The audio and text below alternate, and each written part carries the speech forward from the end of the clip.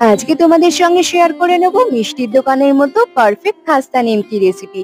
এর জন্য ময়দার মধ্যে পরিমাণ মতো নুন, সামান্য চিনি, কালো জিরে আর সাদা তেলের ময়ান দিয়ে ভালো করে সবটা মিশিয়ে নিয়েছি।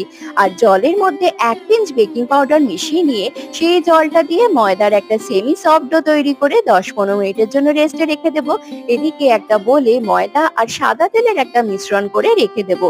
10-15 মিনিট পর ময়দার ডোটা থেকে লেচি করে নিয়েছি। তারপর লেচিগুলোকে খুব পাতলা করে কিন্তু বেলে নিতে হবে। আর ঠিক মাঝখানটায় ওই ময়দা আর সাদা তেলের যে মিশ্রণটা আছে সেটা ভালো করে লাগিয়ে দিতে হবে। তারপর ঠিক পরোটা যেভাবে ভাঁজ করে সেই রকম করে ত্রিকোণ করে ভাঁজ করে নিতে হবে। মাঝখানটা একটু ছুরি দিয়ে কেটে দিলাম। এরপর এগুলো ফ্রাই করার জন্য প্রথমে উষ্ণ গরম তেলে, তারপর মিডিয়াম টু লো ফ্লেমে রেখে উল্টে পাল্টে ফ্রাই করে নিলেই আমাদের নিমকি রেডি। তোমরাও ট্রাই করে ফেলো, আর ভিডিওটা ভালো লাগলে একটা লাইক শেয়ার সাবস্ক্রাইব করে দিও।